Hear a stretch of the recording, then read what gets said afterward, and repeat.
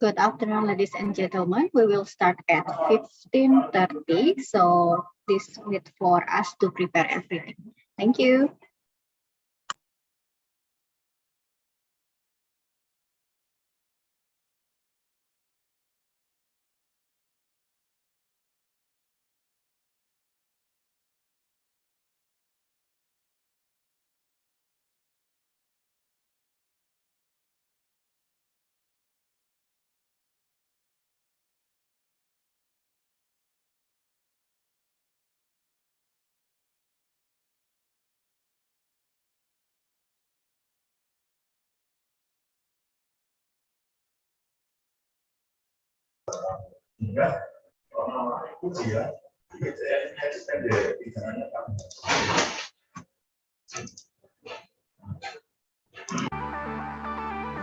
Distinguished guests, ladies and gentlemen, before we start commence the program, and here are the following webinar protocol.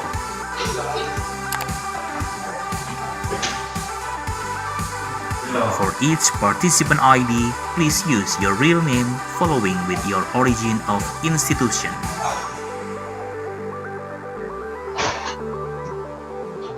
All of participants are expected to mute the audio and only unmute the video during the event. We cordially invite you to take your own firm and comfort seat in your own room, and please avoid the backlight.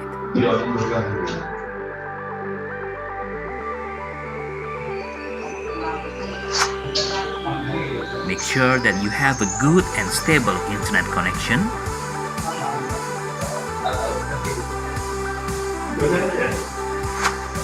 If you have an earphone or headset, we recommend you to use it so that your voice can clearly and loudly to be heard. During the Q&A discussion session, all participants, please use the chat box to deliver the questions. Thank you for your cooperation and consideration.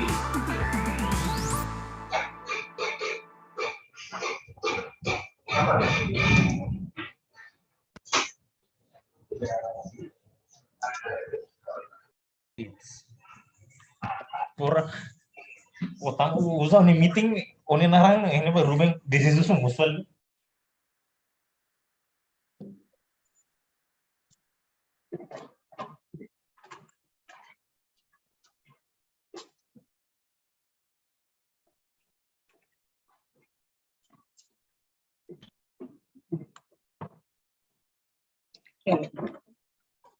Assalamualaikum warahmatullahi wabarakatuh. Please make sure that you have muted your speaker.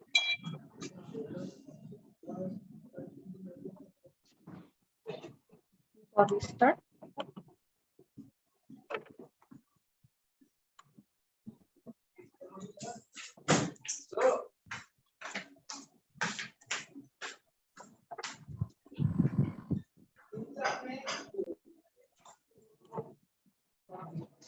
Assalamualaikum warahmatullahi wabarakatuh. Good afternoon, ladies and gentlemen. Thank you for joining our event today, Researcher and Research Student Enrichment Program, or we usually call it R2SEP. Before we start our agenda today, I will read out the important information to all attendants. First, please fill the attendance form on the provided link, which will be shared in the Zoom chat room by our committee. The link will be closed in 15 minutes. Second, please fill the feedback form, which will be shared in the Zoom chat room 15 minutes before the session ends. And it will be closed after 1 hour. Third, the attendance and feedback are compulsory for these purposes. First, attendance is mandatory for the new ITS, master, and also doctoral student. Certificate of participation is eligible to who has 80% of attendance or seven meetings. It is for STEM for it, which is eligible for ITS undergraduate student. Participants who wish to ask questions during the Q&A session, please send your question at the provided link in the Zoom chat room, or alternatively, you may raise your hand during the Q&A session to ask your question directly. So I think we will start for about 2 minutes from now on.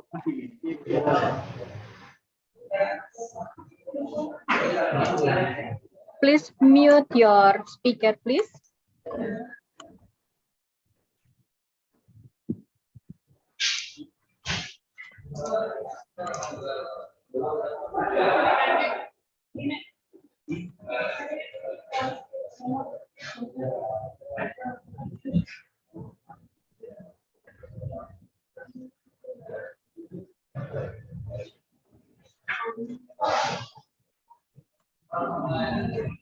Thank you.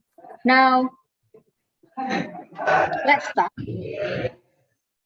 Welcome to the Researcher and Research Student Enrichment Program on today, Thursday, 10 March 2022.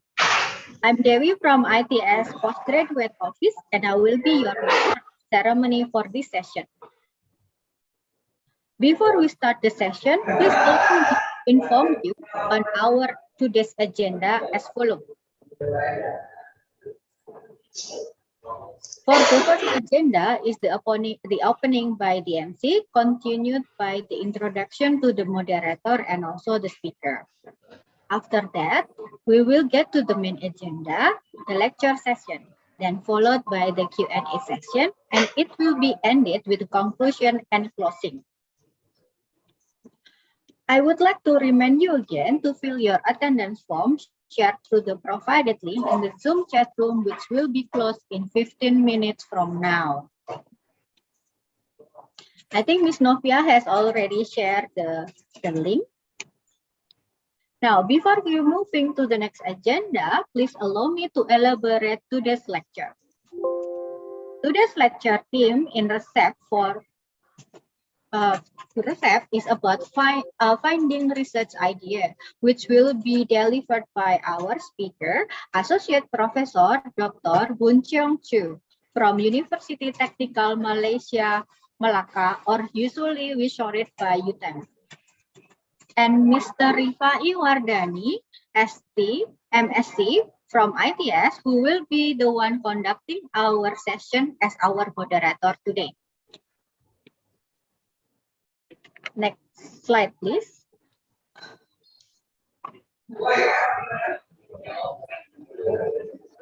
Let me introduce you to our moderator today.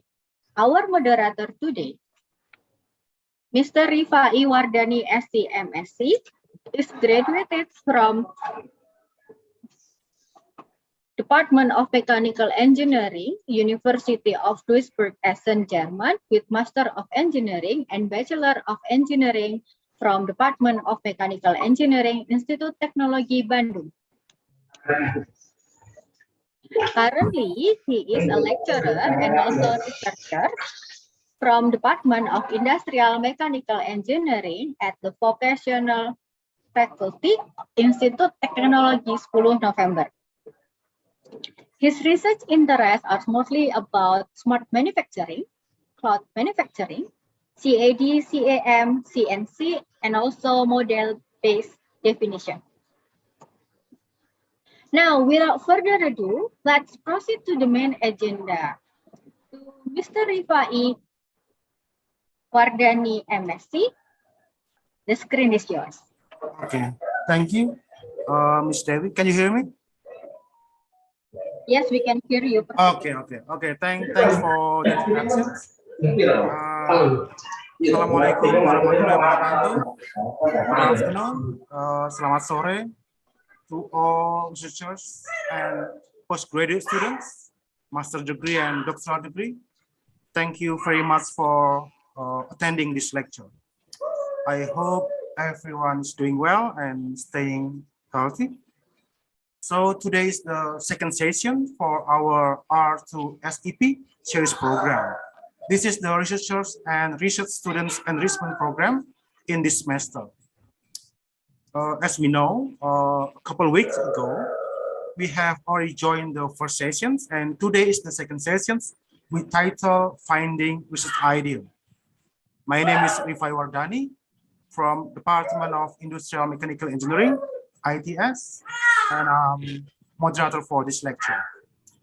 In these sessions, our speaker is Dr. Boon Chang Chiu from University Technical Malaysia Malacca.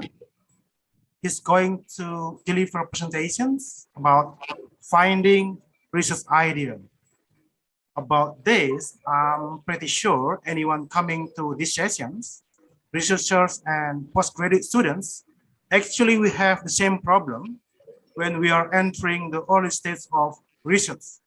Many questions are coming to our heads, such as what is our research main topics? What is the research directions? What is the research gap? How to find the genuine idea? So it's like we are in the jungle of research topic. But please keep your question first. You can give them later. Before we start, let me preview our speaker's profile. Associate Professor Dr. Boon Chang Chiu from University Technical Malaysia Malacca. His additional backgrounds are PhD in Science and Technology Studies, the University of Edinburgh, UK, and Master in Technology Management and Bachelor of Civil Engineering from University Technology Malaysia. And his academic and professional experience as Associate Professor in Department of Technology Management, Faculty of Technology Management and Technopreneurship, University Technical Malaysia Malacca, UTM. And he's the Deputy Director in the UTM International Center, also as additional board of Journal of Marketing and Information Systems, International Review of Economic and Management and Human Capital Development. And his research interests are technology management, renewable energy development and deployment, clean technology innovations and introductions, sustainability practices, and blue technology innovations and management. So please welcome Dr. Boon Chang Chiu. You may start your presentations like 45 to 60 minutes. Then we will have question and answer sessions after that. Okay, sure. Okay. So thank you, Time is Mr. yours. Ivan. Thank you for introduction. And I put a smile on my face because you have posted a very challenging question just now. I mean, I need to get myself ready. So I'm looking.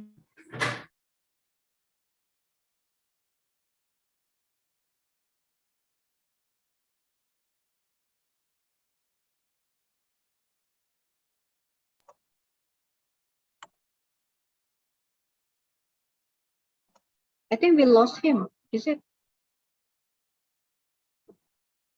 I think we need to wait for Prof. Chiu to come back. Connection is trouble. Yes. Yeah, I think we lost. Yeah, we lost him. I think we need to wait for it. So please be patient. I'll try to contact him by WhatsApp. Thank you. Okay, right? Yeah.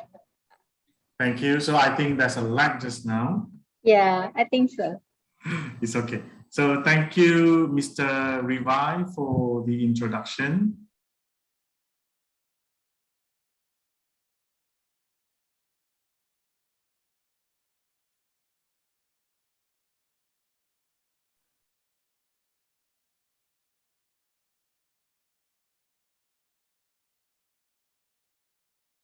I think we lost him again.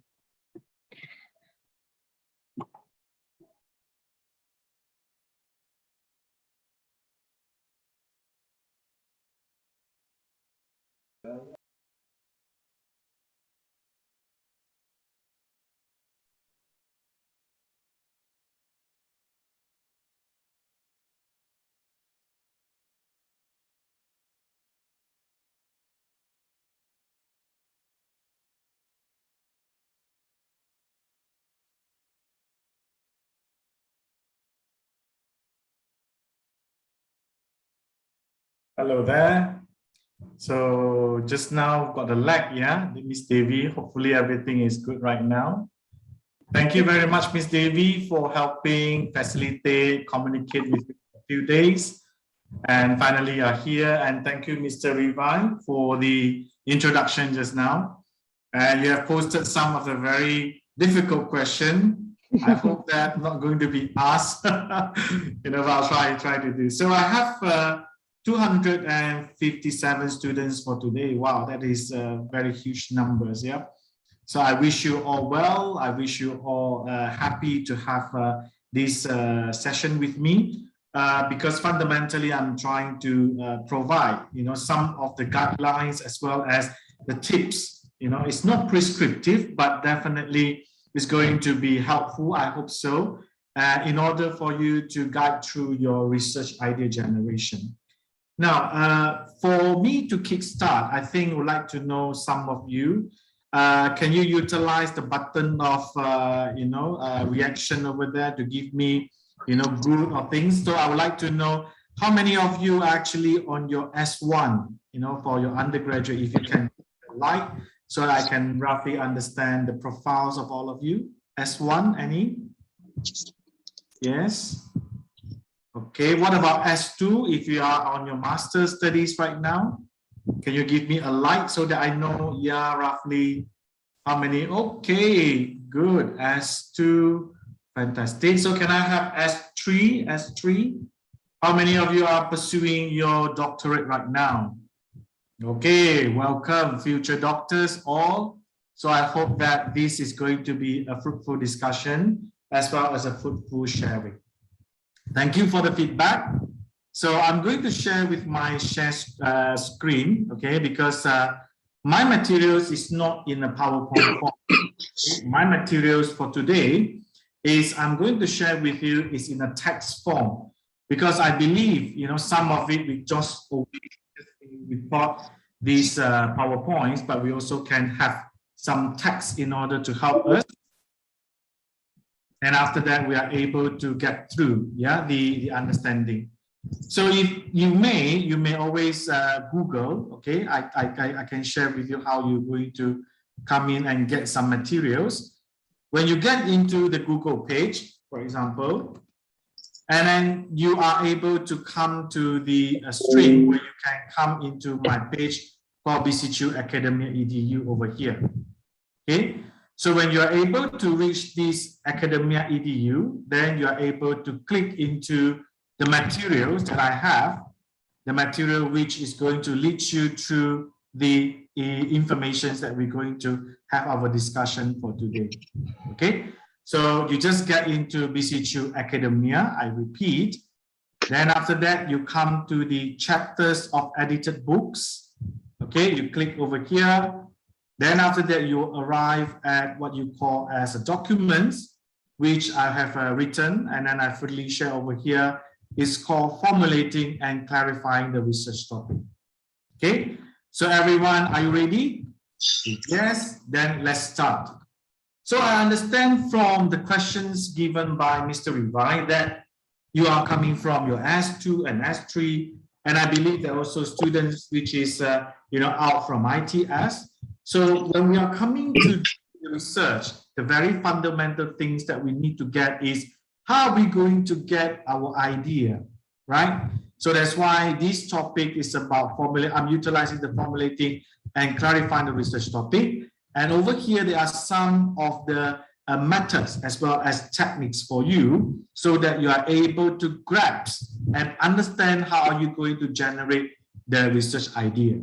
Okay, so I'm going to introduce to you, I'm not saying that this is prescriptive, but just a suggestions for you to look at how are you going to come up with a better idea. Okay, so first that we call it as a subject to topic analysis. Now this is interesting, is because this is the one that you would consider by doing your studies, by looking at those subjects that you are really good at and those subjects that you are really like. So the message behind here is you would have the subject which is your favorite subject, the subject you are really good at. Well, it makes sense, am I right? Because it is impossible if you are doing those subjects that you do not like and you want to carry to your master's or PhD. So it's definitely something that you really like it, something that you're fascinated about it, and you would like to carry on doing it into your master's as well as your PhD.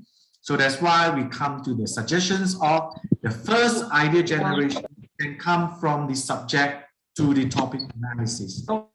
So this is the one that gives you the basic of understanding. Okay, for the search of the research idea. So first, you should refer to the subject that taken in your program previously. For example, previously you are from bachelor degree, and right now you want to pursue your master's, and you're looking at those subjects that have been offered. Okay, or even you're in a PhD, you can even look back at your master's as well as your undergraduate program and see whether you have any subjects that you really like. And from there, then you analyze from the subject to the topic analysis. Now, this is one that, as I said, truly good or very interested, because from what we understand, if you have a good research topic, good research idea that you really like, it drives you for the motivation. Because remember, particularly for these PhD programs, you need to pursue for 3 years or might be 4 years. So the time itself is going to be a very big, in terms of your chart for you to pursue. Some of you might be in 3 years or 4 years. You might have set up your family, maybe you've got your kids, or any changes that will happen in your personal life. So in such a case, I always advise my students, when you come over to me, I would like you to suggest to me those that you're really good at and those that you really like. So this is the one that, as I mentioned here, truly good and very interested. So sometimes you also need to understand there are also some of the subjects which supports the program. So from there, after you know one subject that you really like, then you can downsize to look at the topics that you would like to pursue in your studies. So maybe I give you one example just now when I found through this Amazon. I can share with you about this book, for example. That's why I'm doing quite a live session. It's not just only about clicking the PowerPoints and things, so that I can show you how I did it, so that you're able to get from here. So sometimes some of you, might be I give some of the simplest one, might be we can say is a manufacturing management, for example, right? So might be you have this as your subject. Okay, so you are able to learn it and you really like it. Okay, so you are able to get through, you would like to pursue this as your master's and your PhD topic. So the one that you can do is you look inside. I always encourage my students to look inside, and particularly if you can get some of the book which is very current or updated, then you're able to get more latest information from there. So for example, if we get into this book, right? So after that, we would like to look at the situation about the topics that we have. Okay, so maybe we are. I would like to stop my video so that I can facilitate a smoother transition. Okay, so when you're looking at this, then there are a few topics over here that you can start to think whether it is suitable for you. For example, you might want to look at the global context of the manufacturing paradigms. Do you want to look from the angle of product inventory strategy might be? Or you might want to look at customizations, personalized and reconfigurable products in your manufacturing studies. Do you want to look at mass production or lean manufacturing? Do you want to do analysis on it? Or you might thinking, sometimes there also appears the traditional manufacturing systems. Sometimes it's not always, it has to be mass products and massively produced. Sometimes you might need to get back to the traditional values of these manufacturing systems. Then after that, you have the economics of a system design, reconfigurable machines, manufacturing systems, system configuration analysis, or maybe some of you are thinking about the business model.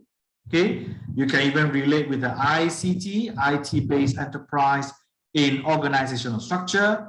And finally, you also can look at the one that we call an enterprise globalization strategy, 21st century global manufacturing enterprise, etc. and etc. So from here, what you have seen is these actually considered as one of the subjects, but all of these can be considered as the potential topics for you to think through. And remember, the ground is you have to really like the subject, you're really fascinated about it, and that's the reason why you want to carry it. Okay, so I always encourage my students to do so because it hits two birds in one stone. First, you are able to conduct the literature review out from there. And secondly, because of the latest information that you found from the publication, and you are able to stick yourself on the frontier of the knowledge. So for example, we are no more talking about, you know, all those old terms, right? We are looking forwards to, for example, mass, lean, or maybe you're looking at ICT, reconfigurable, and all of these going to put yourself into the novelty, particularly for the PhD students, the novelty that you need to have. Okay, so you can consider this first option. Then after that, maybe if you need more guidance, you can come and tell me, right? So second one is we call as scanning the media. Some of you might start to think, yes, I have the idea, but I would like to know something that happens outside somewhere. You know, sometimes it is interesting for us to look at what are the things outside another parts of the world, or might be something that happens in our countries, in Indonesia or in Malaysia. So this scanning the media can be one of the research idea generation technique. Because incidents occurs every day. You look at the newspaper, you switch on the news, you have all types of incidents that happen, right? So these are disseminated via newspaper, radio, television, and internet. I think, you know, all of you would agree that the COVID topics right now has become somehow a turning point for all of us. Do you agree with me? Since COVID has become a pandemic and it's changed the way that we live, it changed the way that we work. So it's also become one of the ideas that helping us in terms of the research idea generation. So this process will definitely generate new idea. That's the reason why sometimes you're searching information, you know, via the media. You can familiarize yourself with the current trend, the latest development, associate with the topic of interest. Now, let's Google. You know, I always love to utilize Google to explain so that you can have a look. Right, maybe we are looking at the Ukraine and Russia's conflict, okay? Particularly you all from industrial, maybe you would like to look at supply chain, for example, okay? Yes, everything's are available. You can always try, then after that, see what are the things that comes out after you hit the buttons. So you can see, so it adds the European supply chains problem, okay? And obviously, this also impact on the United States health supply chain. What about supply chain in Indonesia? Let's try. I have not tried before, but we can have a look, you know. Its impact on the ASEAN per se, right? So for these, then it gives you some of the information after you're scanning through the media, because this is just 2 days ago, you know, so it gives you a very new information for you to understand. Then perhaps from there, it can be one of the studies that you want to look at how the war or instability in terms of politics will influence the supply chain in Indonesia or in Asia per se. So you can keep Googling, you can keep finding out and reading all of these. From there, you are building up your understanding and it can become your fantastic research idea. Okay, so far so good. Now, the third one is we're utilizing a relevance tree. So this relevance trees actually is the format that you are trying to expanding your idea. Let me show you how does it look like. So we call it as the relevance tree. So when we have one research idea, for example, okay, then we are going to expand it from one to another. So this is the way that we will start to looking at on what scope that we would like to look at, and what we would not want to go for. So for example, we are looking at the impact of technology innovation on community based on energy market. I'm taking this as one of the examples.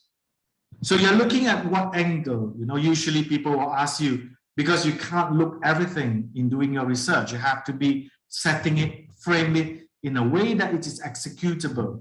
And obviously it has to also fulfill the requirement of your institution. So are you looking at energy technology innovation per se, or you're looking at community energy-based market, or you're looking at agent-based modeling? Which one you want to look for?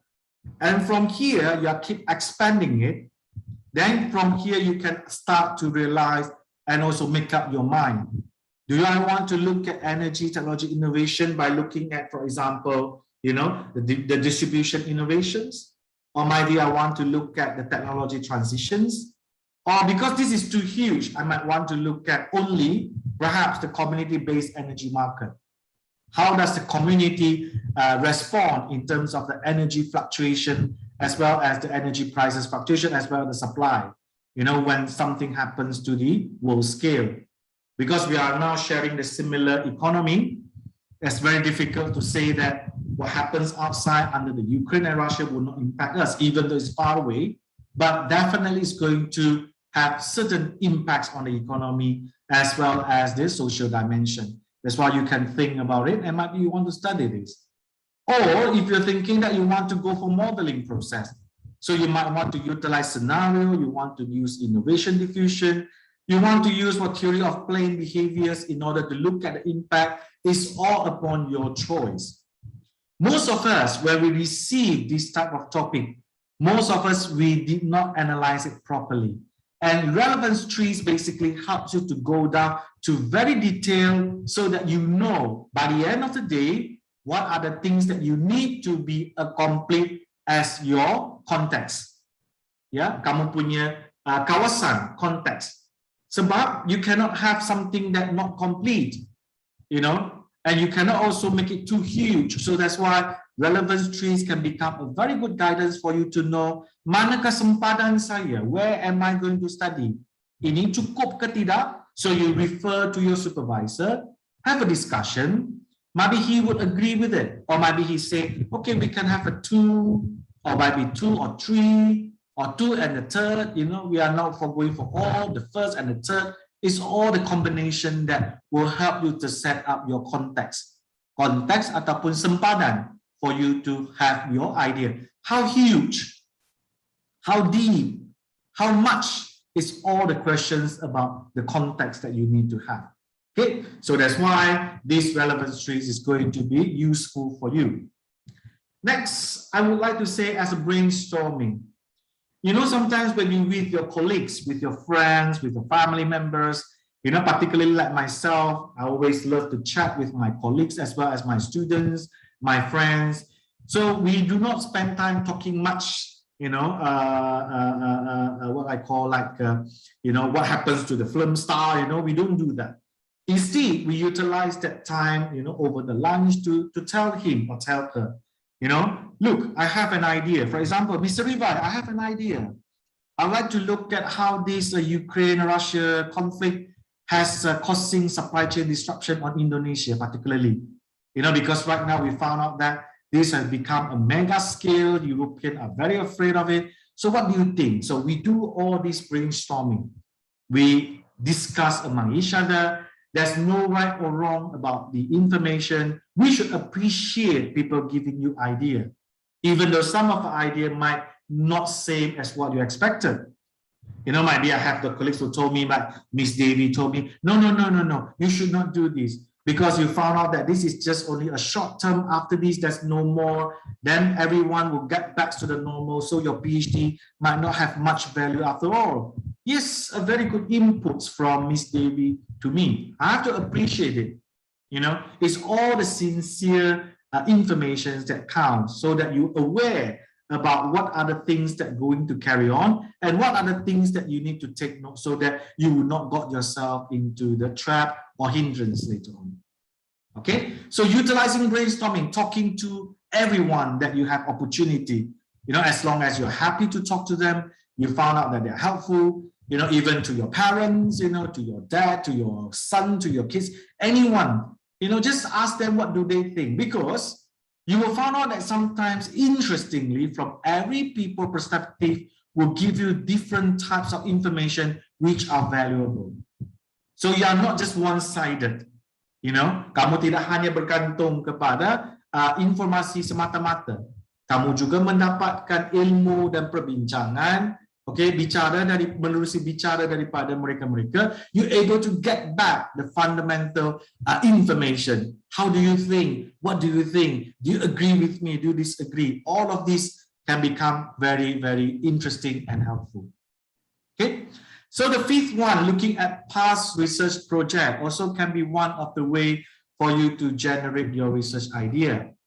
So most of us, when we train to do research, during the chapter 5, I'm not sure whether have you come across with some of the theses, right?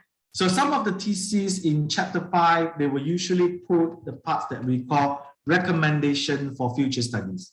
Okay, chapter 5, theses, recommendation for future studies. So that is also one of the sources that you can get it by looking at it and see what are the things that come up from there, So that is the way that you're also able to hook on what has been done by the previous researcher. And after that, you're able to generate further studies from there. So that's why some of the thesis has been structured in this way. So the good thing is you go back to your library, you find a topic if you have, then after that, you look at what are the recommendations from the researcher that capable for them to carry their research and previously, and right now, you can start to conduct the research based on what has been shared here. Okay, and that is also one of the way that makes your research science better as well as more fruitful. Because whatever being done before, right now, you can continue from there. Okay, does it make sense? So that is a part. So this study contributed to the understanding. This is the one that currently.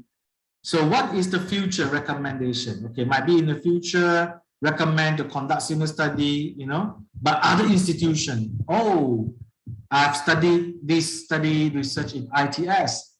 Maybe you want to come in UTM and study with us, take our data from you. Yes, you can come in, And of course, also suggestion also say, you could have tutor to come in, instead of just lecturer, you can have tutor to come in and play more significant role. And obviously, you also can see that they are looking at the longitudinal studies, taking out some of the records from the universities, that they can be helpful. And finally, might be previously he's doing programming or survey. So right now you can use online face-to-face interaction, so that you're able to get more information from them.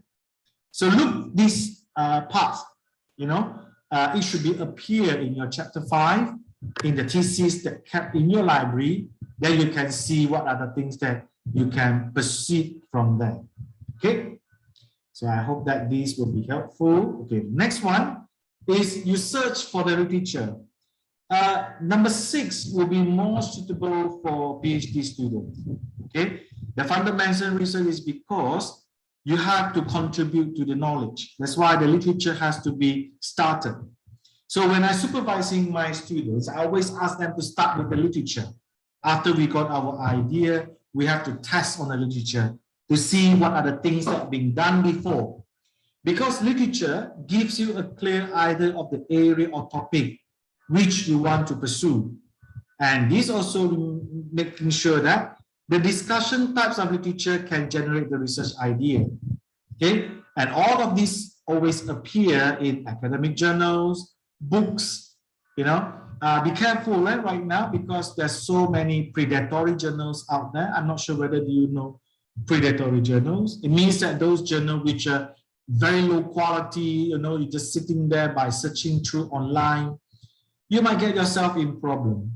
So how do we avoid all of these in order to make sure that we get a good quality journals? One of the right way is you go back to the library and you look at those journals that subscribe by your library. Your library pays a lot of monies for this journal subscription, Like in Malaysia, it can up to a few hundred thousands. That's why those journals should be the one that you utilize for your own studies, you know, not just sitting in front of the computer, then you just search whatever that you have, because you do not know whether the journal is good or bad quality. So we should assume that if you have a good quality academic journals, then it would help you to have a content of a state of the knowledge in particularly topic area.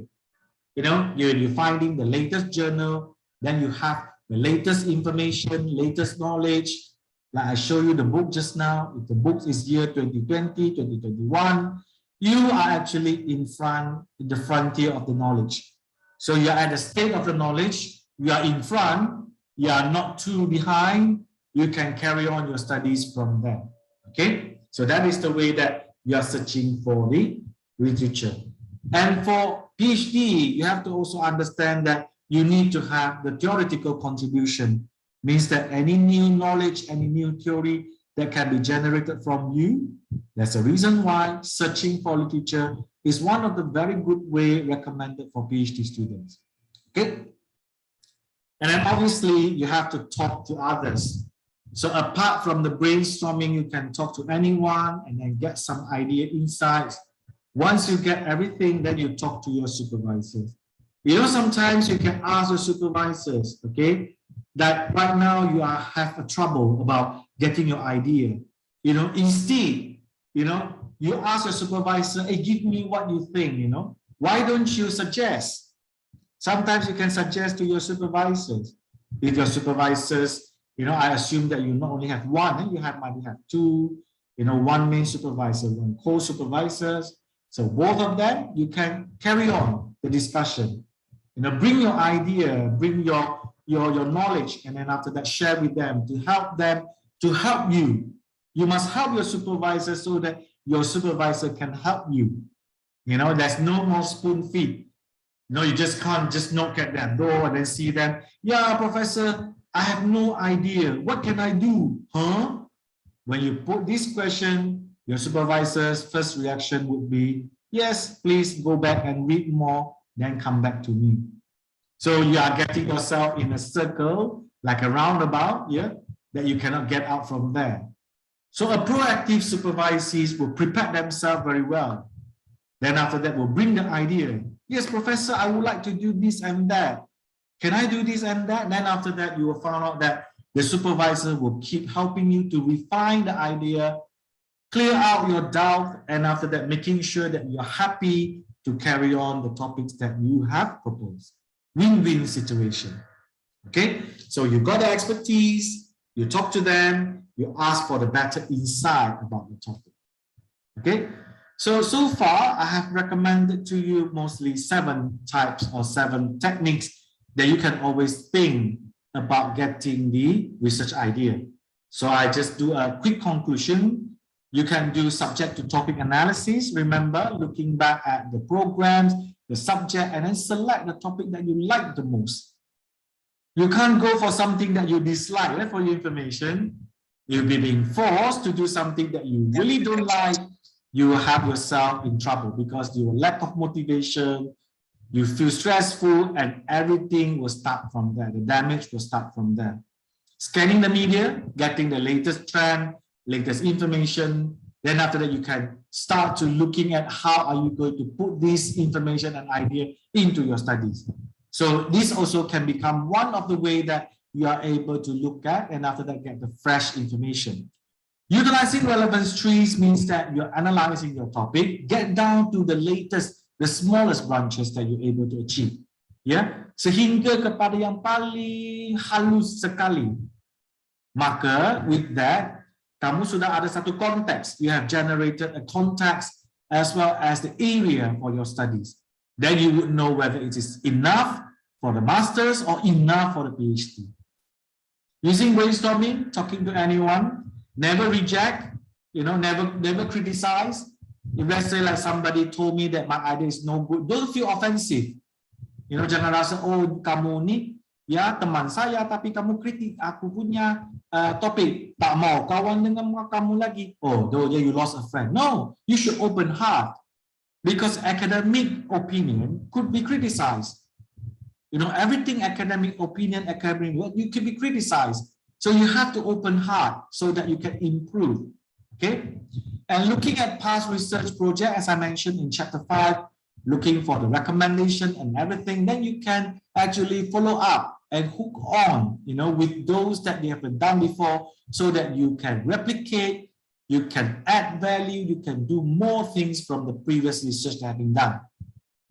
I believe it's, let's say, like many of you from various disciplines, that you found out that they're talking a lot about COVID. So you can look at the recommendation, maybe they are talking about, yes, after COVID, what will happen? Or maybe manufacturing after COVID, what will be happen? So all of these can become a fresh idea for you.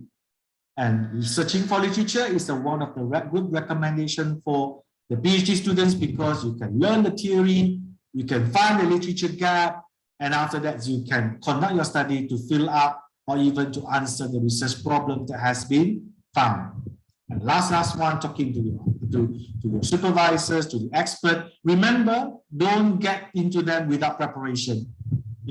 Always prepare yourself. Get yourself the opinion, the knowledge, something they're interested. Then after that, go and verify with them. What we're afraid as a supervisor is when you knock at our door, you tell us after we ask you to do very long time. For example, you register, you're done for 1 year. Then you still knock at our door. You say, sir, professor, I do not have any idea yet. It makes your supervisor panic, basically. Okay? So with the 7 ways, then you can find out that these are the way for you to generate your idea.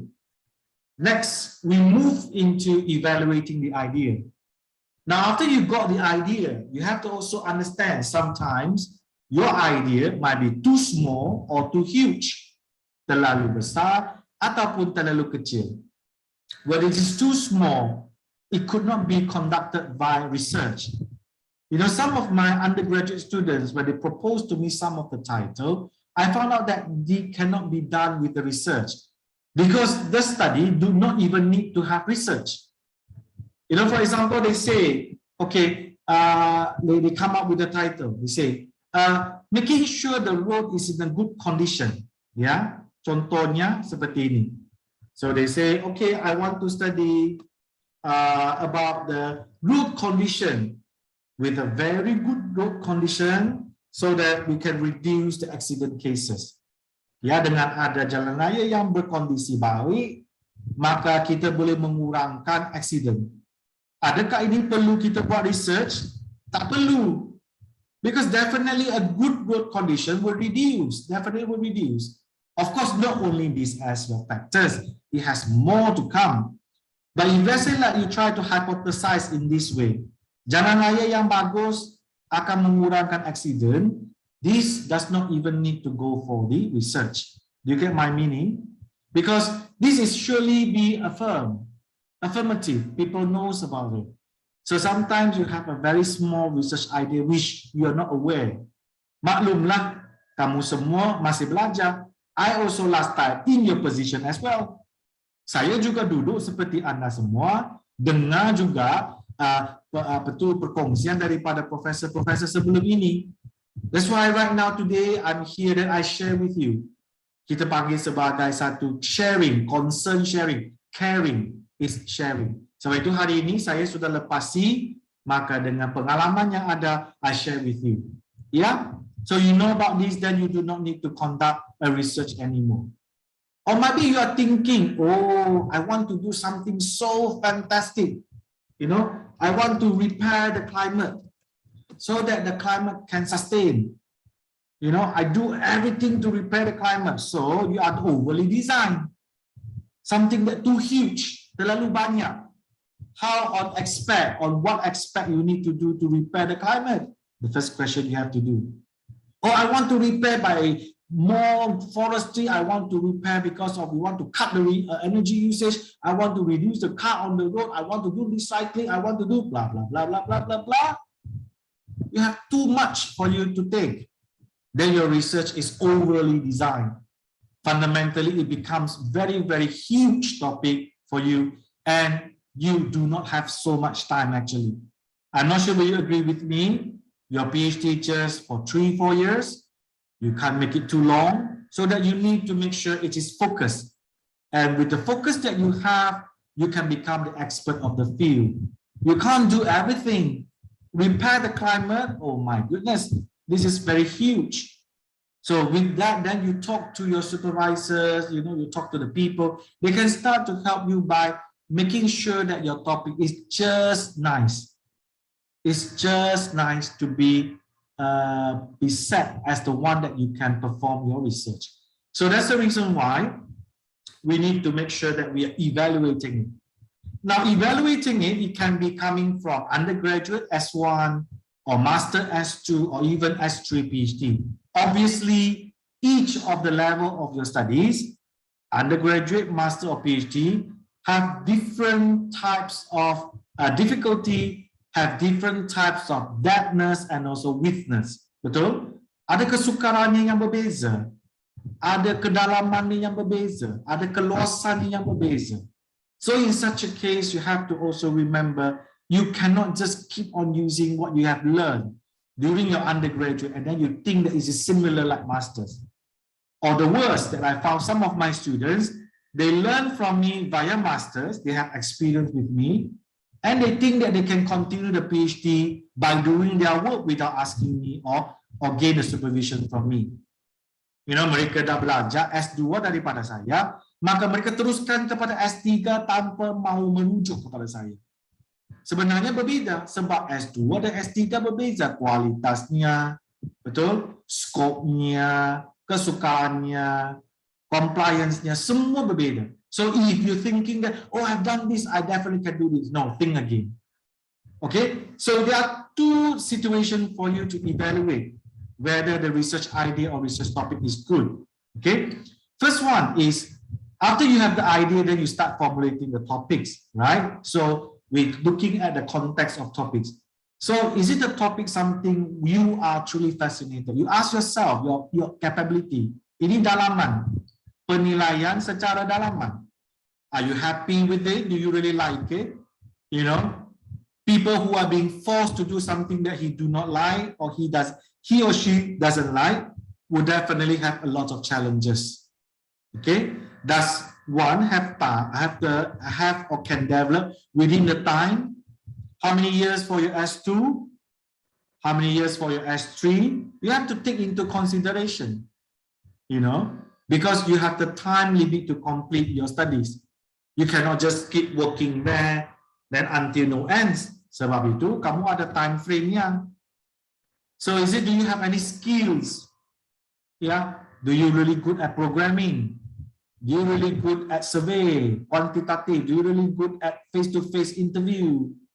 Some students who are very shy, they feel very uncomfortable, tidak selesa to go for interview. Then we put him into interview, he will cry. Yes. Some people who say, I do not know about programming. You ask me to do programming, oh my God, I do not have time to learn so much. Can you help me? Yes, because the skills are totally different. Next, is it the topic can be completed or achievable within available time? 3 years, 4 years, you have to tell yourself, is the topic still be current?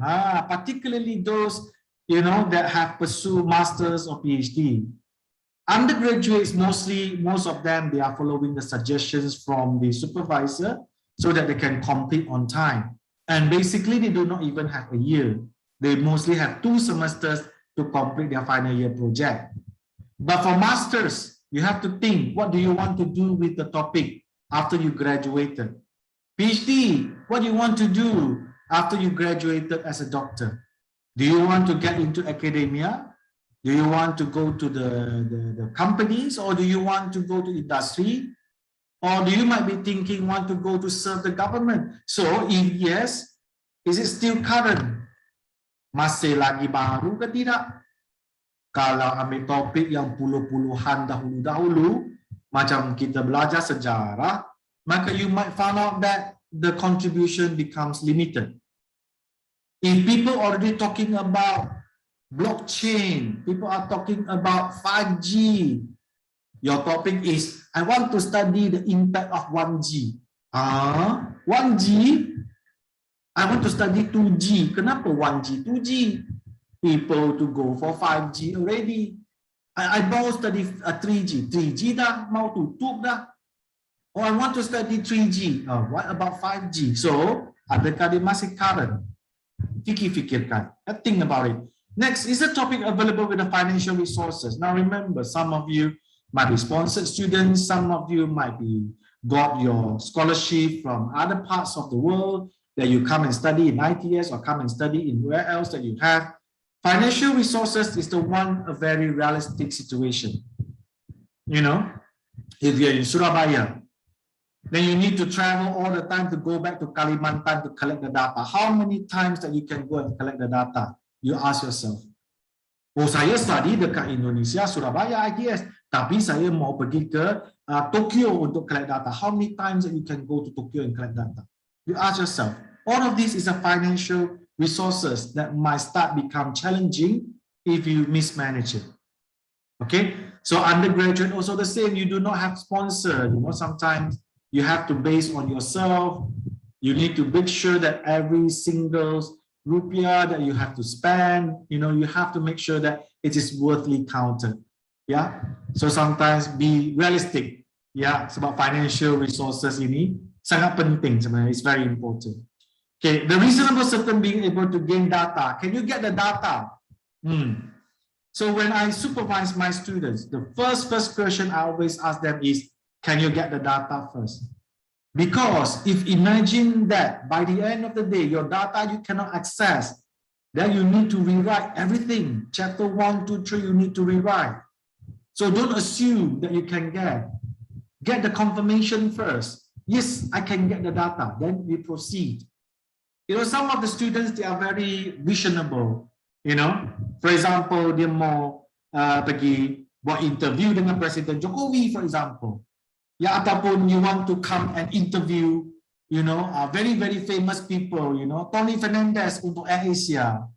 Ya, sebab kamu suka Air Asia. The fundamental question is, can you reach them? If you say that, oh, I will cuba, I will write emails, and after that, wait for their reply, oh, you are risking yourself, you know. Sometimes they don't even read our emails. So you have to make sure that you're able to access the data as a primary consideration. Next is about the external evaluation. What happens outside?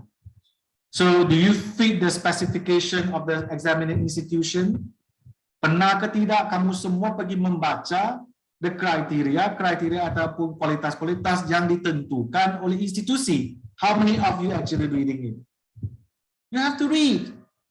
You don't wait your supervisor to tell you. If you do not read, you do not understand why your supervisor asks you to do that. Right? Correct? So I ask you, I plead you, I urge you to go and read handbooks. Apakah take 1 day to read. Don't just escape it, because once you know the rules and regulations, then you would know how are you going to do your work.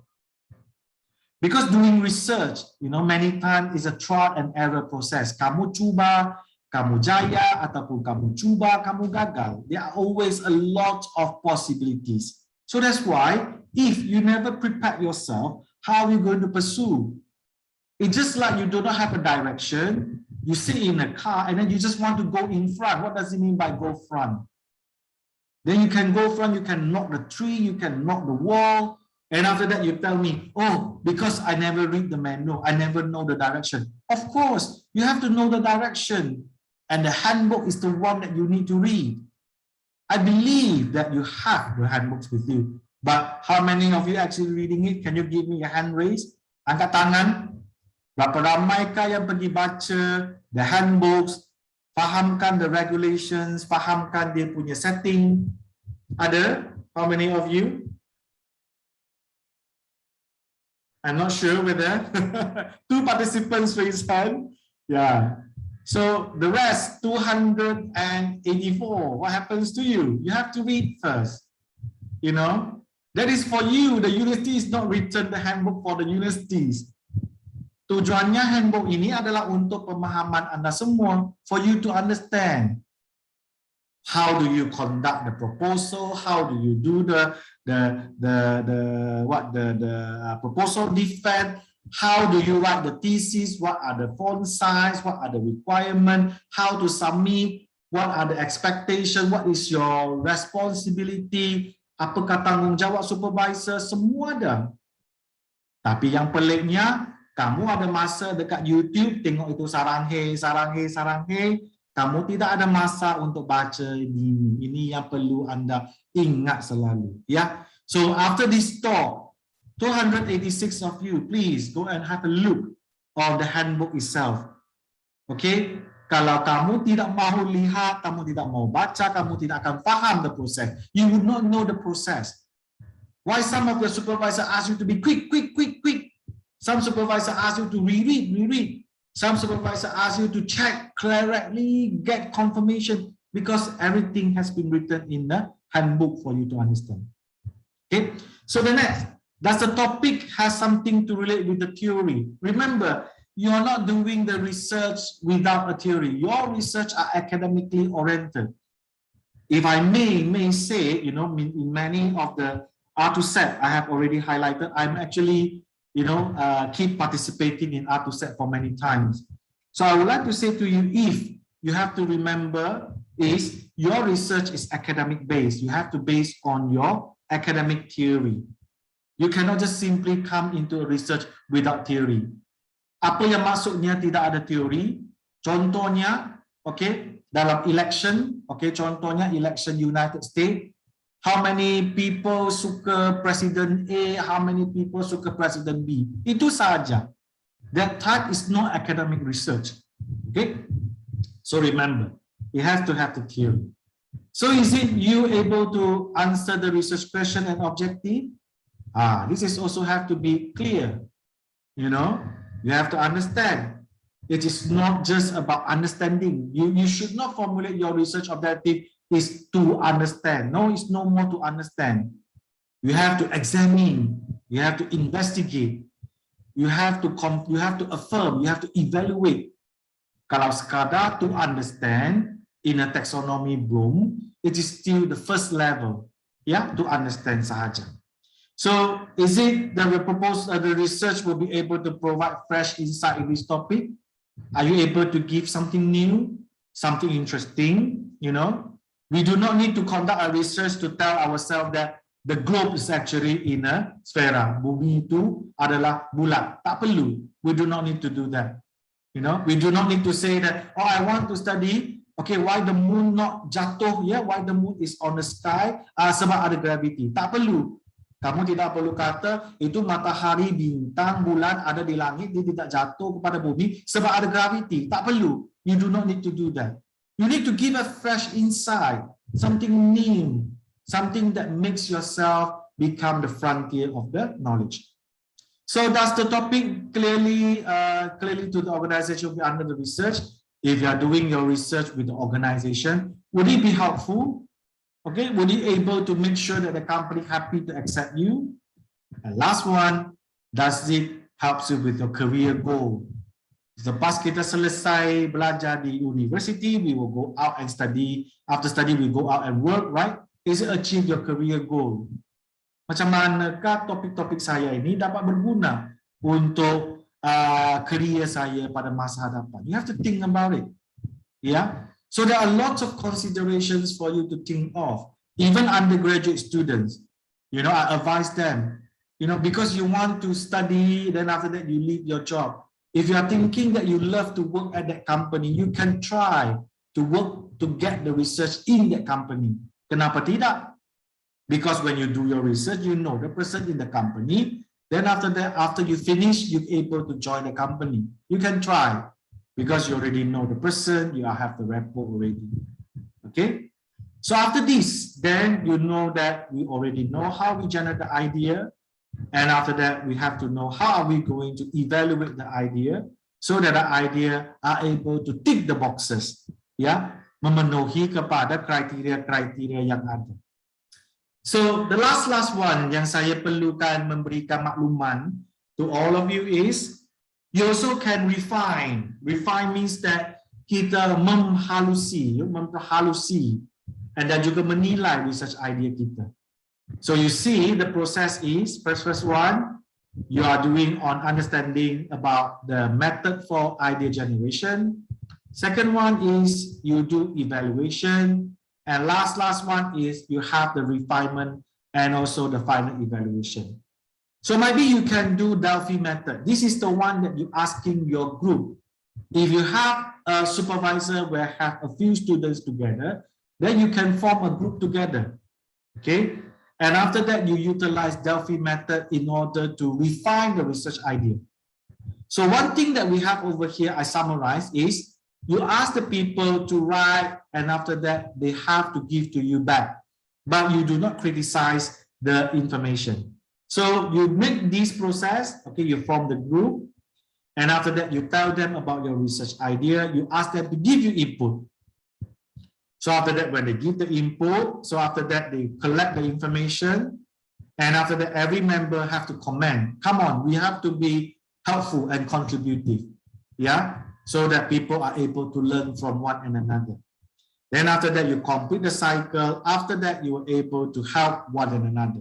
So this process is attributes to have a good research topic, and it usually works well when people enjoy helping one and another. Okay, so you can do that. Next, you can also conduct a SWOT analysis. So those that from management study, I think you learned this before. From those that might be not yet, you can think about SWOT. It means that strength, weaknesses, opportunity, and also threats. How are you going to evaluate yourself? Okay, apakah kekuatan, apakah kelemahan, what are the opportunity yang ada lepas you complete the research, and what are the threats if you not overcoming. For example, the strength, okay, so you have the interested, you really like it, you know, you have a good experience, you're confident about it, that is a strength. The weaknesses, okay, if you found out that you cannot get the data from the organization, or the data cannot be useful, already outdated, then this becomes weaknesses for you. You have to overcome it. Opportunity, okay, might be after you study this, yeah. For example, you have studied your company in Telco Indonesia, or you might be studying your work in Garuda, or you might study your work in Indomie companies, you know.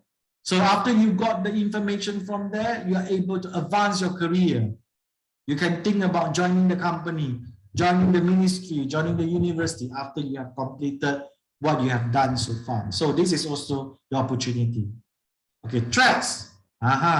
Is it your studies going to invade people's privacy? Is it your studies is going to take so much that going to threaten national security? Is it your studies will making people feel uncomfortable? These all will become the threats. Yeah, I believe if let's say like today, we want to collect the data. Yeah, for those who got COVID before, yeah, sudah sembuh daripada COVID. So kita mau buat survey. I don't think many people will agree to do that survey as well. Sebab not many people want to tell you about the painful, why he got COVID, why he got any, I mean, why he got COVID and what happens to the implications out from there. Not many people would like to share because it's a privacy information. So that's why if let's say like you need to have access to these types of very sensitive information, either from people level or people from company level, you are checking people. Hey, how much is your cost? How much is your price? How much is your overhead? How much is your on? Then you're asking too much sensitive information. People might not want to review to you. So it becomes a threat for you. So in such a way, you conduct a SWOT analysis, then you can get yourself understand better in terms of the requirement. And obviously, check with the institution requirement. Is it how many words that you need to write for masters? How many words you need to write for PhD? Do you know that? Okay, ask yourself. And then what is the page limit? What are the things that I need to have in my chapters? Yes, go and read first. Tanpa membaca, you never know. Next, thinking about the future, as I mentioned. Because after you complete your studies, you will come out, then you definitely need to work. So that time you're thinking about your future, what you want to do with the expertise that you have. You spend 1 year, 2 years for your masters, You spend 2 years, 3 years, 4 years for your PhD. What do you want to do about your future? You know, so this is the one also you need to consider clearly before you move in. Okay, so with that, then I have to say to you is, with this, I hope that I have provided with you the 3 sections. Yeah, so the first one is about the technique or the ways to generate the research idea. The second part is you evaluate it. You ask yourself, is it okay? You fit enough to do it? You have enough money, enough time, enough commitment, yeah? And after that, are you able to do this on the external evaluation? How far do you think you comply with the requirement? Okay. And finally, to refine, memperhalusi, making it solid. You go through the Delphi technique, you go for the SWOT analysis, you go for the institution requirement, read your handbooks, understand the requirement, and finally thinking about the future, how it's going to be helpful after you have completed your studies.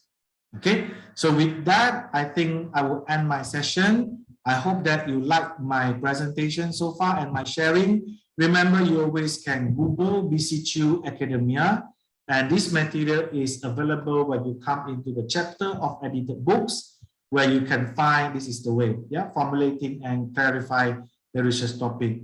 So I also have a few things, you know, I can be helpful because, you know, I treat you all as my students, even though you are not under my supervision. You know, we believe that we're able to be together. So some of it might be helpful, like for example, Gantt chart, you know, for example, cover letter, CV, you know, academic writing, how do you use the verbs or objectives? So all of this, you can always come, as well as some of the journal which I have published before. If you think it's useful, you always can come back over here. Okay, so with that, thank you. I have completed my sharing. I hope that you learned something from me, and I'm looking forward for the questions and answer from all of you. Thank you. Okay, thank you very much, Dr. Chu. This like the generic approach for it's like 7 jurors to find the research idea. The first one is like we approach the 7 approach, then followed by the evaluations and refinement of the some topic we already find. So now we are in the question and answer sessions. I already got like 4 people asking in our links. Wait, I will read like the first questions. Okay, Dr. Chu, I got the first questions. The first question is, how, maybe from your experience, did you ever find troubles when you try to bring the new ideas in research? Then number 2 is, what's the difference research focus between the S1, S1, S2, and S3? Okay, so I try to answer that. Do I have faced challenges? Yes, I do. You know, but one thing that I always make myself more prepared. Yeah, more prepared is I read a lot as a supervisor. I'm telling you as a supervisor. Then I'll tell you as a PhD what I did. So I read a lot so that I can always, you know, become more understanding, and as well as I can guide my students towards to the direction. When I do my PhD that time, what I did also, I also read a lot. I don't spend time much on reading other things, you know, because that time, you know, when I studying that time, because we are sponsored students, so always we have limitation. I have to be honest to you. You know, sometimes many people would think, wow, you can go abroad, you are so da. I say, yeah, we successfully come back, but what if we fail? You know, sometimes we have a lot of things to consider away from home. You know, the currencies are very expensive. You know, the weather are totally different from here. I can wear so simple over here. So there's a lot of challenges. But what I did was during that time, I've been trained. Yeah, I always love to read books. You can always get some of the, materials like, how to survive in PhD, some of the books. You can listen to YouTube, you can read the book, prepare yourself, And after that, the one things that I always remember is when I got buntu, sometimes kita panggil, you buntu ataupun you have come to the mind block that you do not know what you should do. Very simple. What I did is I always take a break, but not taking a break for a month. Take a break for 2-3 days, put it aside. But in my mind, I asking, how am I going to solve this?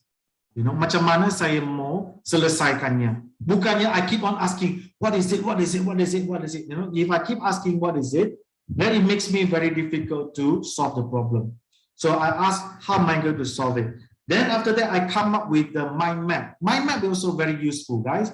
Mind map sangat-sangat berguna. Then after that, I plot the mind map. Ini masalah saya, ini saya, cara saya. Adakah hasilnya betul? I ask the question mark. Then after that, when I got myself fully prepared after 2-3 days, I map the map.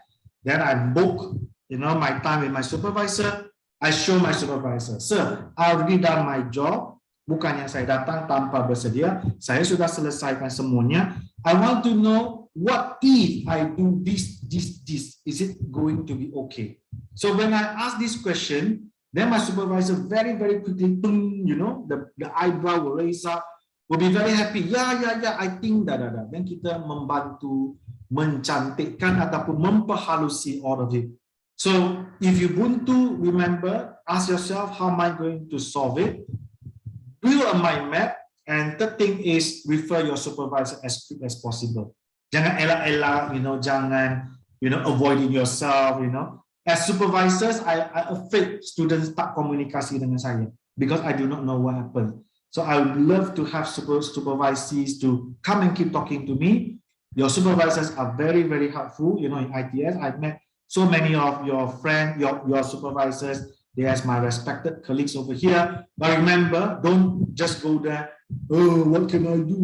No, don't do that. Just go there and then show them, yes, I already done something. Can you give me some idea? That is the way that you are able to get yourself, not going to be confused or mental block or, in bahasa we call it as a buntu, pemikiran sudah buntu. The second question is it Mr. Riva, is it you ask differences between S1 and S2? Yeah. Correct. There's a difference S1, S2, S3.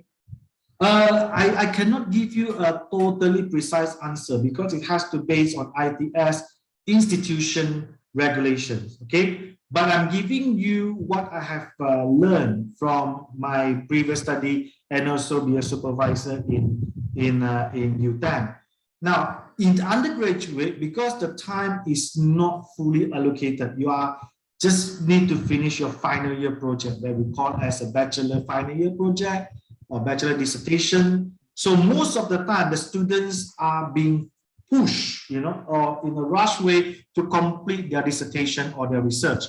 So you found out that their time is not as much as S2 and S3. But definitely, the one that differentiates between S2 and S3 is S1, S1 is the undergraduate. They are utilizing the theory. They consume the theory.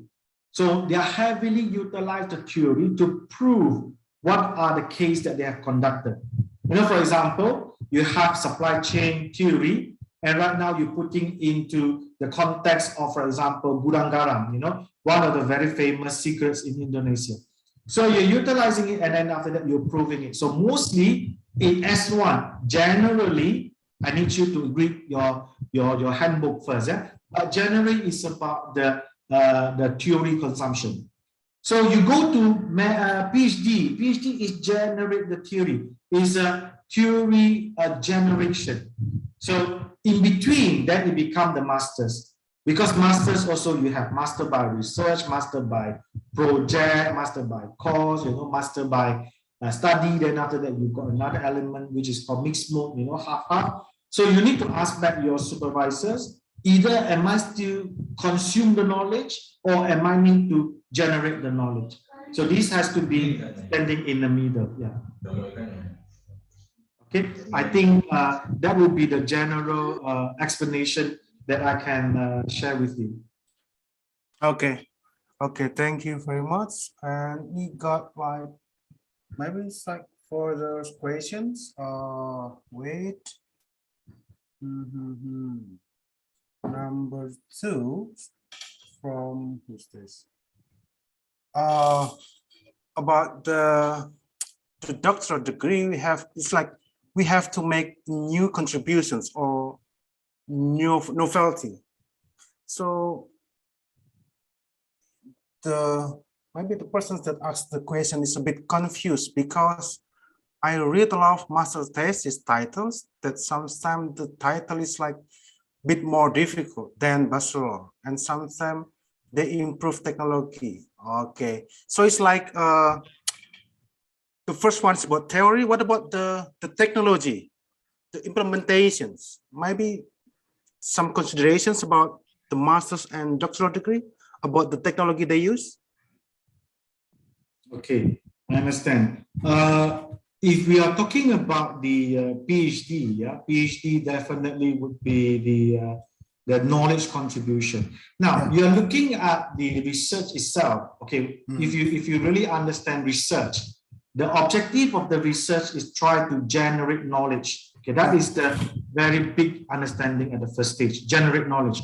No matter you are undergraduates or S1, S2, or S3, you have to generate knowledge. But the knowledge has different category, right? So some of the knowledge is for theoretical, some of the knowledge are for implementation or practical. So you have to understand that sometimes when you're in your PhD, you know, why your supervisor keep asking you about knowledge generation, because that is the requirement. And obviously, if your knowledge itself, apart from generating for the theory, it can be implemented to the industry or practically, that will be fantastic. So you have to look at the nature of your discipline as well. I have to say that some of the discipline, for example, engineering, they need to come out with some of the technology by the end of the day, yes. And management, you have to provide some of the solutions to the problem, yes. So it means that the contribution for the practicality itself, it has its own space for you to fill. Okay, you have to. Sebab management ini pengurusan, you have to base on the real problem, only you can solve the problem, right? And after the engineering, because of some of the incompetence or some of the things that has not been solved by the previous technology, right now you're going for it, right? For example, right now we have those face recognition for mobile phone, right? So previously what we did, we just key in our what do you call about our PIN numbers, but PIN number can lose, can leak, then go for the thumb. Sometimes the thumb might have trouble because sometimes people might have accidents or whatsoever. The thumb will be lots of types of problems. Then after that, they go for face recognition. So in the future, you will find out that more and more security will be required for us to log into the devices. Where this information, where this technology comes from? It comes from the research previously. Okay. It comes from there. So it has to really depends on what are the field of your studies. I have to emphasize. And second one is your S2 or your S3. And fundamentally also it has to depend on your supervisor's decision, because sometimes we do simulation for somebody to learn from the aspect, if let's say like under this condition what will happen. But sometimes we also found out that simulation is not actually reflecting the real situation. But does it contribute? Yes, because it's a new knowledge that comes up from there. I hope that I have give some brief information about this. Yes, thank you. Okay, we got some points. Then the questions coming from Rona Riantini. So I don't know, it's like she or he. You say that to find the research idea is read. So it is said that one of the important part is reading the literature. Then is it okay to make a systematic literature review? Because she thinks like it needs more expertise to make literature review. So she needs like the suggestions. Should she continue continue writing the literature review, or just like for the chapters? Okay, if let's say like you would like to clarify yourself, for the information, you have to also get to know what is literature review means. At the first stage, ramai yang being asked to do literature review, then they just jump in and then they are like, swimming in the middle of an ocean. Then sometimes you really hardly to know what is the outcome from there. Now, tujuannya untuk literature review is because you want to crystallize and conceptualize a lot of things into the things that you can use. Where you want to use it in your data collection and analysis later on. So remember, when you do your literature review, you have to look into a big aspect. There are two things that you have to take in your literature review. The first one is the theory, if you're looking at academic materials. The second one is the application. Where do you think this could be applied? Understand? So with that, then you are starting to build up your studies. And then you are building up your studies from time to time. If you found out that those materials, which is useful for your research scope, research objective, or can answer your research question, put into your text. Bukannya semua akan masukkan. Sebab by the end of the day, if you put everything inside without selecting it, then you have to do analysis later on. Kamu perlu analyze juga, ya. So it is not about putting everything. Remember, it's about selection. Pertama adalah you select based on your research scope, your research problem, your research objective. Is it comply my research objective or not? And is it going to be my research question? Can answer my research question? Yes, then put in. Okay, it is either going to be the theory or going to be the actual case or the practical case. Then after that, when you have all of this written, you need to do analysis. Sometimes you do it might be 2 years ago, today already 2 years. Some of the theory that time we just make our assumption might be not useful anymore. Or might be you found out that the theory already create a lot of debates. Orang tidak terima, Some of the very good journals you found out that they're debating. They even criticize the previous work that people has done. One of the things that I have to say to you is, there are so many models, that are being used, but some people, they utilize it in a different way. And then the different way actually not supposedly to be done so. You can Google a few, technology acceptance model, UTAL models. They previously had to be done from one school of thought and also the discipline. But when you keep doing it for other discipline, then it start to lose the original usage of the theory. So you have to make sure that everything are properly recorded based on your screen. Seperti kamu membuatkan pengasingan daripada bahan-bahan material-material yang ada di lautan itu, maka kamu kumpulkannya mengikut kepada research problem, objective, research question awak simpan. Then after that, from there you analyze whether is it still relevant, is it still true, is it no more debates, no more any assumption, wrong assumption, or might be outdated things that you can take up, so that by the end, after you want to submit your thesis will be in a good forms. Tak ada teori-teori ataupun case-case yang masih lagi was-was. Okay, thank you. Then the next question from Profita Sari. She asks about any limitations for the publication year that we should read. It's like maybe the maximum is like 10 years or 5 years for the journals. You mean putting into literature review, is it? Yeah, correct.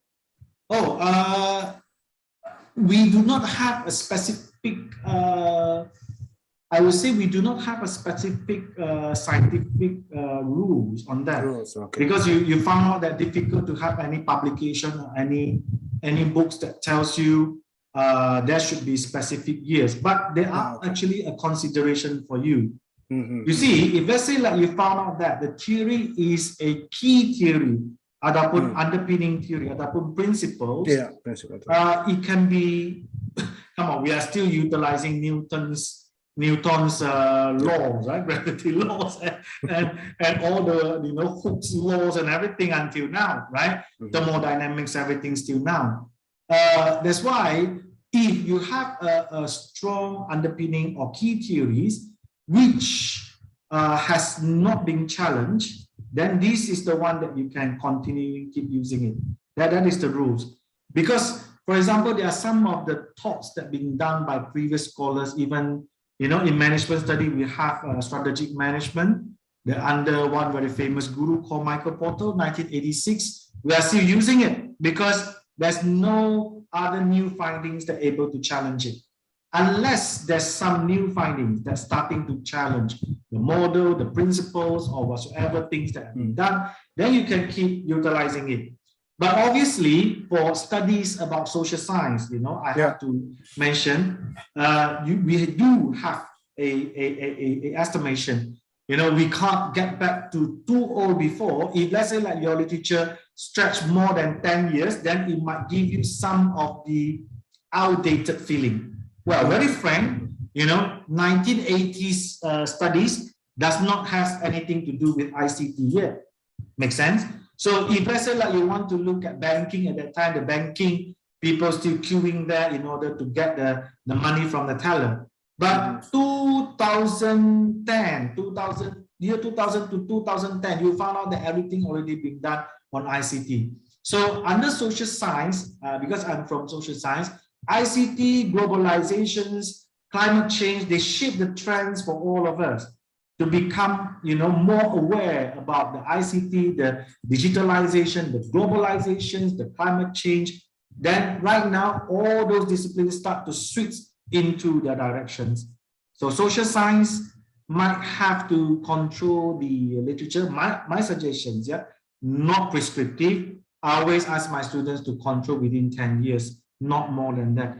10 years means that from the day you start doing your PhD, and you need to keep updating it until the last version. That is also the way why when you submit to your journals, your reviewer would not comment that your literature is too old. Kadang-kadang kita terima panel-panel yang memberikan komen kita punya literature itu ataupun reference kita sudah outdated sebab kita masih gunakan 70-an, 80-an, 90-an. We should control right now is 2010 until 2020 already. Because COVID changed again, correct? COVID publication changed everything again. So everything are being changed, utilizing whatever that become the major mainstream in terms of trends or in terms of policies, whatsoever. So be very cautious about the latest changes that you would see. That's my sharing. Okay, thank you. Then the next question from Aditya Nurrahman. So he just discussed with his supervisors, brainstorming already done, then research has been completed, but somewhere else, it's like there was like similar research ideas. Is it the plagiarisms, and then how do we deal with it? Okay, be very careful about plagiarism because the scope can be very vast. Means that dia sangat besar skopnya. Kepada mana satukah yang kita akan terpijak, because sometimes we are not intended to do so, but accidentally, it has. But one thing for sure is the plagiarism context right now being checking by the software, for example, the utilizing Turnitin, is about what are the sources that you have put into your writing, but you never acknowledge where the sources come from. That's the first way that they are determined in terms of the similarity index. But I would like to say, if you are utilizing your studies, for example, they have studied in Germany, and today you are studying in Indonesia. They are doing about smart agriculture. We are doing Indonesia smart agriculture. The contributions are different, so it could not be categorized as plagiarism unless you really utilizing their work and then I would use the term is copy everything in there, then something would get wrong for that. So with that's why the research is interesting, because you are based on the theory, you are based on the application, correct? Even you are using simulation, you are still using application as well. So when you apply at somewhere, I would not think, you have 100% will be similar like what the previous people has done. So if you genuinely do it without referring too much, they do Germany, you also do Germany, their theory like that, you also feel like that. Even the way of you writing, setiap orang ada cara-cara untuk memberi hujah ataupun mengolah, try to explain in that way. It impossible, if you really do it in a way, it will be nearly impossible for you to plagiarize. Yeah, that is my view. And then this view also supported by one of the association, which is I think you guys can always look at the ethical publication. There's one association which control, how do you achieve ethical publication in your academic writing. Okay. Thank you. Maybe anyone wants to raise hands and ask the questions and Yes, unmute? anyone? Yeah. Okay, Muhammad Aminuddin. Thank you, Please, Mr. Rifai, for opportunity. I have one question for Mr. Chu. Maybe this question is the same as the previous question about in finding research ideas. We also have to think about novelty.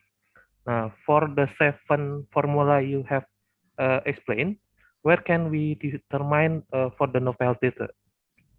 Where can we determine, sorry, which one? The novelty. Locality means like location, is it? Yes, of course. Tempat, ya, tempat. Ya, betul. Somehow I am confused about novelty. Maybe in with 7 formula this, where can I finding the novelty? Is it Novelty ataupun locality? Yang mana satu? Novelty. Novelty. Okay. Thank you, sir. Okay, understand. Actually, Amiruddin, the novelty will comes true when you have a solid research idea. Maksud saya adalah kamu tidak perlu mencari cahaya untuk mendapatkan keterangan. It comes later. Sebab apa? Sebab if okay, many of the students, they keep asking me, so when can I find my novelty? Another questions that I usually being asked by students is, where can I find my gap? Manakah gap yang saya patut penuhi? Mereka selalu tanya yang itu. Apa yang saya boleh terangkan adalah, because we have a short time, I cannot tell everything, but you can invite me again. I'm happy to give a section about this. Yeah. In order to achieve novelty, it's about the combination of your studies that show the novelty. Okay, contoh, you have this theory has been used before. On what discipline you are, Amiruddin? Can you tell me on which discipline? Apa Technology management. Technology management, right. So for example, if you are from technology management, hari ini kita cakap pasal pengurusan teknologi dalam teknologi forecasting, boleh? Kita membuat unjuran untuk teknologi itu. So the theory is classic. Teori itu memang klasik sebab kita sudah tahu there are lots of theories about the technology forecasting. There are lots of methods for forecasting as well. Okay, then we utilize, for example, scenario analysis. Okay, we put into our studies. Then right now we are thinking, where do I need to implement this into my studies? Okay, I got my theory, technology forecasting, scenario analysis. Oh, I want to do in Indicom, for example. Then I check, Indicom have done any scenario analysis before? Google. Oh, tak ada. Okay, Indicom masuk. Okay, so my title was something to do with scenario analysis for Indicom. Okay, good. Then next, Indicom ada banyak department. Mana satu kamu mau buat forecasting? Betul? You want to focus on the market ke? You want to focus on the facilities ke? You want to focus on their expansion to the, to international ke? Or which aspect? So you check lagi. oh, saya lebih suka adalah pada bahagian infrastructure. So maksudnya saya nak fokus in the future, maka Unicom ini akan mempunyai rangkaian yang sangat meluas ya di Jakarta contoh ataupun di bahagian Java Island for example. Maka fokus in the home, okay, then after that pada bahagian rangkaian contohnya. So with this, you are building up layer by layer. Then you check on your Google, you found out if it is not being done before, you already got the novelty itself. So kamu tidak akan set saya mau cari novelty, baru kita mau cari novelty-nya. Tidak. Dia akan wujud selepas you have every element in there, and after that you can check. Ya, seperti mana kadang-kadang I love to make a joke lah. Kita mau cari wife kita, isteri kita tidak menentukan dia dulu. Oh dia mestinya rambut kena panjang, kena tinggi, kena ini betul, tak ada. Tapi kita kata kita mau cari wife kita, bila kita jumpa gadis-gadis yang kita rasa sesuai dengan hati kita, lama-lama kita dah kenal, dia jadi isteri kita, betul? So that is the way also apply in the research. The novelty will comes after you are building up your elements. It cannot be determined early. Okay? Thank you, sir. Okay. Then I give more chance to anyone here. Might be you can raise your hand and ask questions. Yes, ada apa-apa lagi? Okay, Yes, I will. Yeah. Any question? Okay, maybe I put the other question here in the list here. So coming from the Pravitasari again, then she asks, how do we measure the novelty of the topic? Because she thinks she got one method or copy method from empirical studies, then she only changed the research locations. So her question is still can be recognized as new research. So she implement the one or some experimental studies, but he just changed the locations. How do you think? Okay, I understand. Now, measuring novelties, put in this way, it is about the interesting and also the expected outcome that we can see. Okay, so maybe I put in this way, then you can understand. When we go into a movie, ya kita pergi tonton satu movie, kenapa kamu rasa movie itu menarik? Tak disangka-sangka ya, tak sangka-sangka akhirnya jadi macam ni. So that is the novelty. So what does it mean is about managing in terms of the expected and unexpected outcome there. Now, obviously, if you can understand this from the film base, then people will start to look at academic way.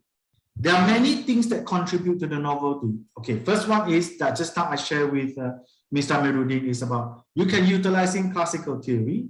You can find a new location, a new department, a new sector that you want to go with. Then it becomes something that has not been done before. It becomes one of the novelty over there. Now, if let's say like your case, you are being done by other people, you change your location. Now, we need to check on the outcome already. First thing, is it you utilize the similar methods or different method? That is also a part of the novelty. Second one, is it the expected result similar to the previous one or totally different? That is also another novelty. And then with these two novelty, because you have done the research, then you have to also know is what are the contribution out from this research later. This is also one of the way that shows the value of your research. So in such a case, I cannot judge by the current situation. What I only can judge is you would not want to caught yourself into the situation where in the future people come in, you know, once you publish in your work, you know, right now everything is digitalized. Your university will start to put your abstract, you will put your title that people can access online. You do not want people to challenge it, you know, hey, that is my work that, you know, you do not want that one. So I think smartly you have to be very careful about how you make yours and the original contributors different in terms of the context. Yes, location. Is there any different findings? must be something different. You impossible if you have, two different locations, even in the same country, would have a totally similar result. It cannot be in that way. What are the methods that you're utilizing? Who will be your respondent? How you analyzing it? All of these will start to dilute all the similarities that you're going to achieve.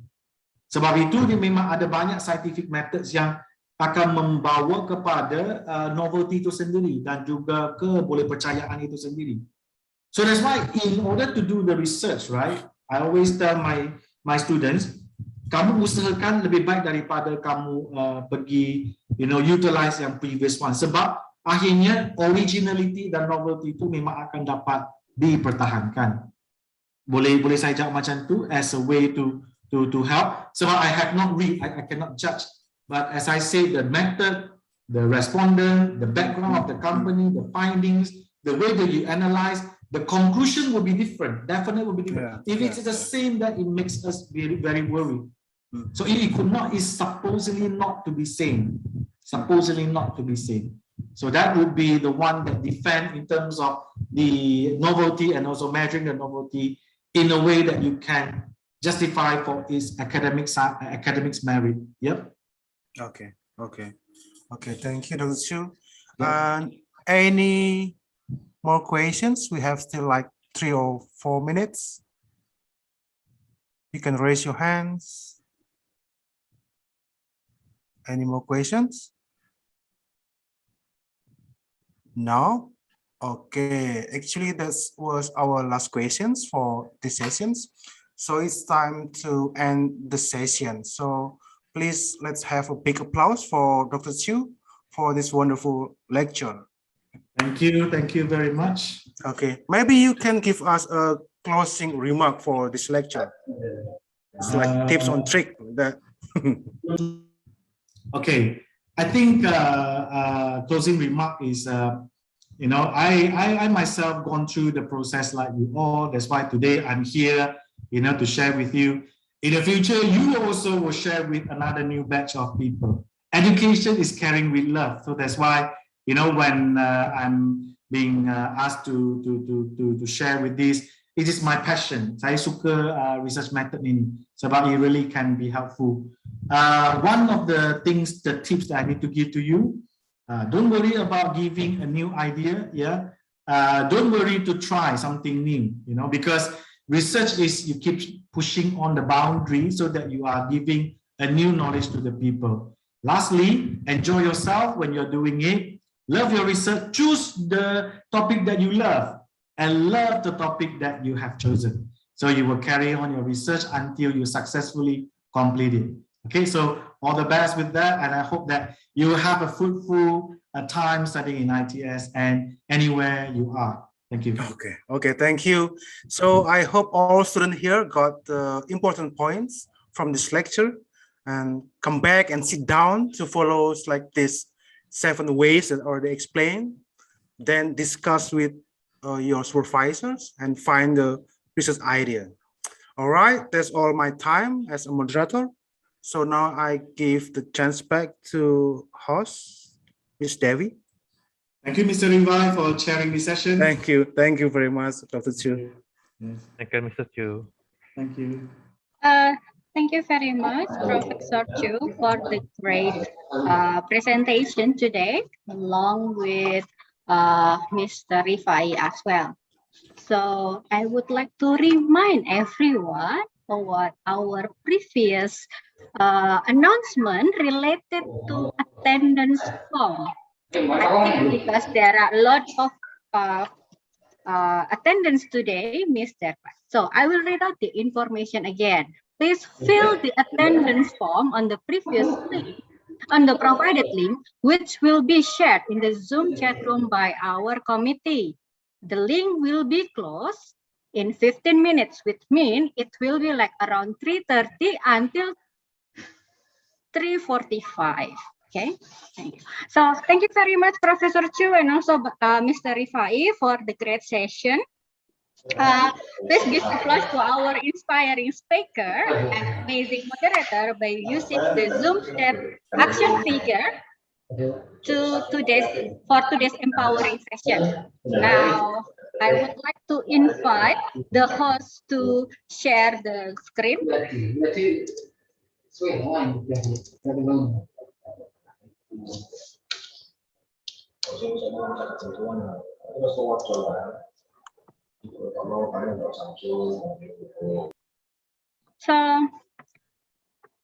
So this is the certificate for Associate Professor Poon Cheong Chu as our speaker today, as our gratitude for today's session.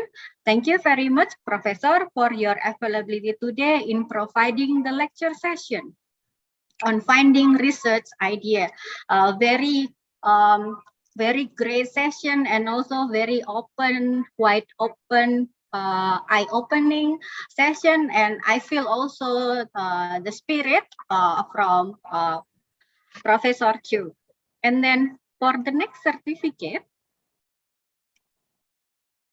I would like to present this for Mr. Rifa Iwardani, MSc, as our gratitude for today's session as our moderator. Thank you very much, Bapak Rifa Iwardani, for the time and also like delivering a great session as well.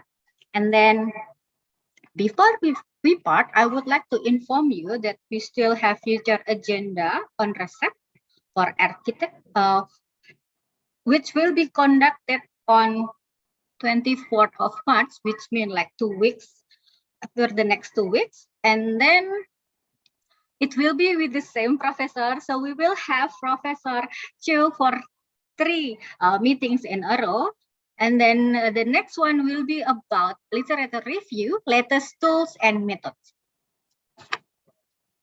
Okay, so now you can see the poster we are showing right now in Pasca Sarjana ITS as well, the Instagram page. And then before we end our session today, we would like to invite you, all participants, along with the speaker and moderator, to take a group photo. So let's see how many it is. Let's wait.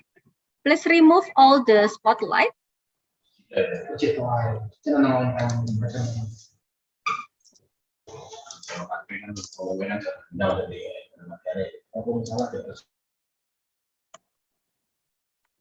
Okay. Just wait for a second.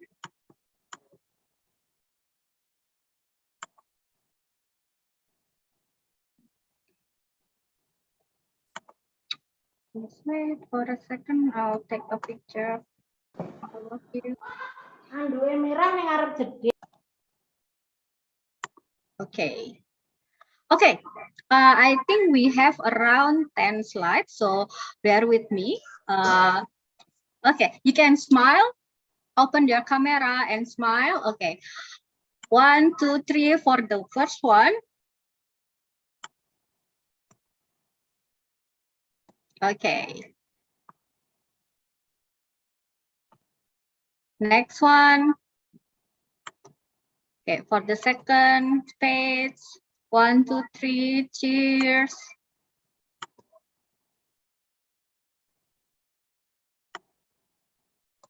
Okay, for the next one, the third one. Okay, keep smiling, guys, keep smiling. Okay, thank you. Next one, fourth. Okay. 1, 2, 3. Nice. Number 4. No, number 5, sorry. 1, 2, 3. Nice, thank you. Next one, number 6. Only some. Okay. 1, 2, 3, smile. Okay. I think that's it because some of you doesn't open the camera, so it's okay. Okay. Back again. Okay. Now that we have finished the group photo, I would like to remind all participants to fill the feedback form provided in the Zoom chat room. The participant who will get the stamp for it, it is the participant who comes on time during this event until the end and also fill the feedback form. Finally, we have reached the end of today's RTOS, and we sincerely apologize for any inconvenience during the session for me as the master of ceremony and also from the committees. We will see you again on the upcoming session. Once again, thank you everyone for joining the session. Thank you the speaker and also the moderator for the inspiring session. Good evening, stay healthy and safe. Bye-bye. Bye-bye. Thank you. Thank you. Thank you very much. Bye. Thank you.